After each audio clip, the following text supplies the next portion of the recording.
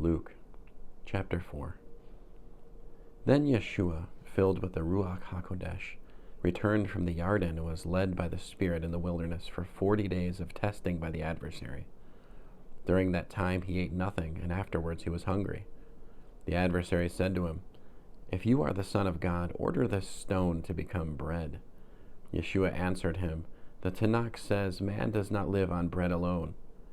The adversary took him up, showed him in an instant all the kingdoms of the world, and said to him, "I will give you all this glory and power.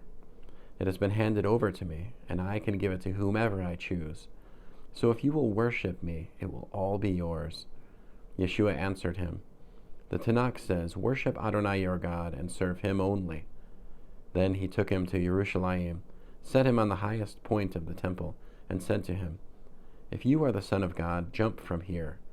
For the Tanakh says, he will order his angels to be responsible for you and to protect you. They will support you with their hands, so that they will not hurt your feet on the stones." Yeshua answered him, "It also says, do not put Adonai your God to the test."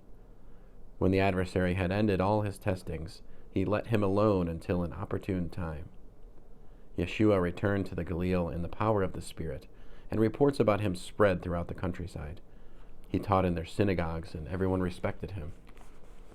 Now when he went to Nazareth, where he had been brought up, on Shabbat he went to the synagogue as usual. He stood up to read, and he was given the scroll of the prophet Yeshayahu. Unrolling the scroll, he found the place where it was written, "The Spirit of Adonai is upon me, because he has anointed me to announce good news to the poor. He has sent me to proclaim freedom for the imprisoned, and renewed sight for the blind, to release those who have been crushed, to proclaim a year of the favor of Adonai."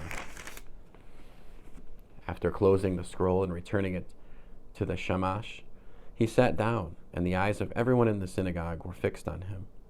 He started to speak to them. "Today, as you heard it read, this passage of the Tanakh was fulfilled." Everyone was speaking well of him and marveling that such appealing words were coming from his mouth. They were even asking, "Can this be Joseph's son?"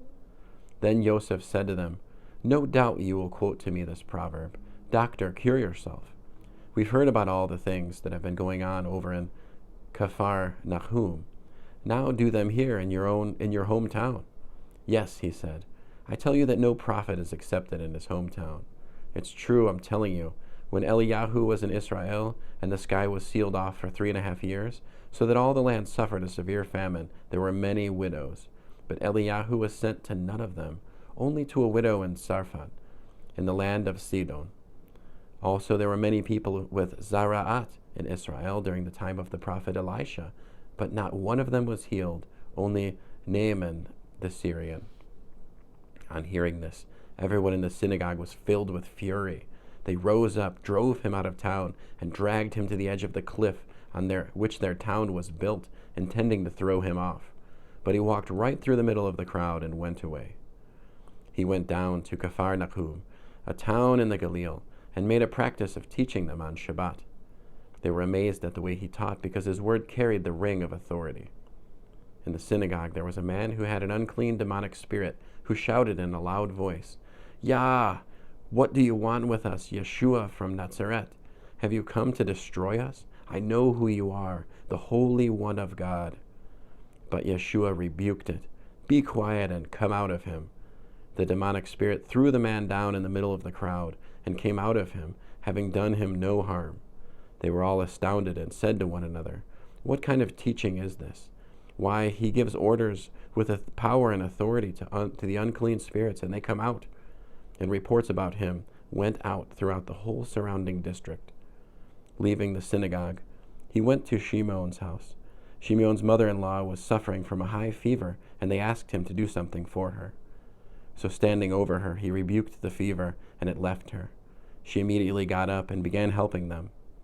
After sunset, all those who had people sick with various diseases brought them to Yeshua, and he put his hands on each one of them and healed them.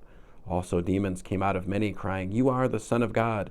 But rebuking them, he did not permit them to say that they knew he was the Messiah.